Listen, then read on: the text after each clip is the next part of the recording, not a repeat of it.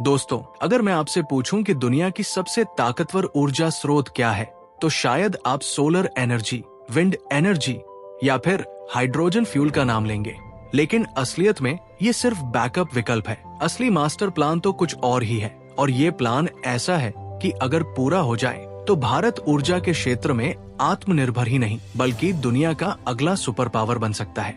लेकिन अफसोस, इस प्लान को रोकने के लिए एक नहीं, दो नहीं, बल्कि हमारे 11 वैज्ञानिकों की रहस्यमयी मौतें हो चुकी हैं। 24 जनवरी 1966 भारत के महान वैज्ञानिक होमी जहांगीर भाभा की प्लेन क्रैश में मौत। ठीक 13 दिन पहले 11 जनवरी को भारत के तत्कालीन प्रधानमंत्री लाल बहादुर शास्त्री की संदिग्ध मृत्यु। और फिर 2009 से 2013 के बीच 11 न्यूक्लियर वैज्ञानिकों की रहस्यमयी मौतें। क्या ये सब सिर्फ इत्तेफाक था या फिर इसके पीछे कोई गहरी साजिश थी? क्या भारत के न्यूक्लियर मास्टर प्लान से कुछ ताकतवर देशों को खतरा महसूस हो रहा था? अगर हम इतिहास के पन्नों को पलटे तो हमें कई ऐसे संकेत मिलते हैं जो ये बताते हैं कि भारत की न्यूक्लियर यात्रा कभी आसान नहीं रही। 1974 में जब भारत ने स्माइलिंग बुद्धा नाम से अपना पहला न्यूक्लियर टेस्ट किया तो दुनिया के बड़े बड़े देशों में हलचल मच गई। कई देशों ने तुरंत भारत पर तकनीकी प्रतिबंध लगा दिए। अब सवाल उठता है कि आखिर भारत के पास ऐसा क्या मास्टर प्लान था जिससे पूरी दुनिया घबरा गई? भारत का न्यूक्लियर प्रोग्राम एक ऐसा मिशन है जो अगर पूरा हो जाए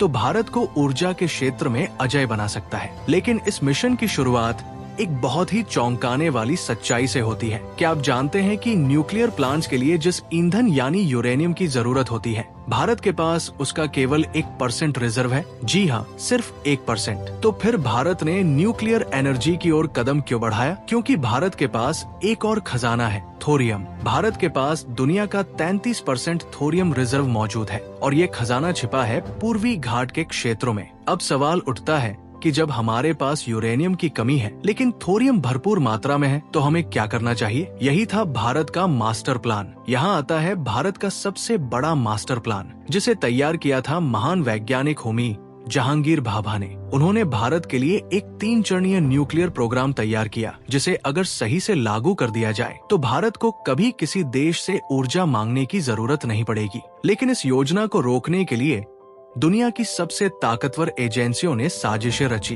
वैज्ञानिकों की रहस्यमयी मौतें हुई। 1963 में भारत ने कनाडा के साथ मिलकर 200 मेगावाट के 2 heavy water nuclear power plants की डील साइन की। लेकिन ये प्लांट्स सिर्फ बिजली बनाने के लिए नहीं थे। इनका असली मकसद था प्लूटोनियम तैयार करना। जब न्यूक्लियर पावर प्लांट में यूरेनियम पर न्यूट्रॉन की बौछार होती है तो ये सिर्फ बिजली नहीं बनाता बल्कि एक साइड इफेक्ट के रूप में प्लूटोनियम भी तैयार करता है। अब भारत ने अपने मिशन को अगले स्तर पर ले जाने का फैसला किया। हमने प्लूटोनियम को न्यूक्लियर रिएक्टर के कोर में रखना शुरू किया और इसे ठंडा करने के लिए पारंपरिक तरीकों की जगह लिक्विड सोडियम का उपयोग किया।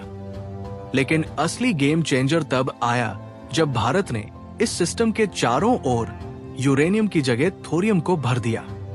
अब विज्ञान का असली जादू देखिए। जब प्लूटोनियम के चारों ओर थोरियम रखा गया तो वो धीरे धीरे यूरेनियम 233 में बदलने लगा, जिसे न्यूक्लियर रिएक्टर्स में फ्यूल की तरह इस्तेमाल किया जा सकता है। यानी भारत ने अपने थोरियम रिजर्व को दुनिया का सबसे बड़ा एनर्जी सोर्स बना दिया। आज इसी टेक्नोलॉजी पर काम करते हुए भारत ने अपने फास्ट ब्रीडर रिएक्टर को सफलतापूर्वक लोड कर दिया है। ये पूरी तरह से मेड इन इंडिया रिएक्टर है, जो भारत को ऊर्जा के क्षेत्र में आत्मनिर्भर बनाने की ओर सबसे बड़ी छलांग है। इसका जवाब है अंतर्राष्ट्रीय राजनीति। कुछ ताकतें नहीं चाहती कि भारत न्यूक्लियर एनर्जी में आत्मनिर्भर बने।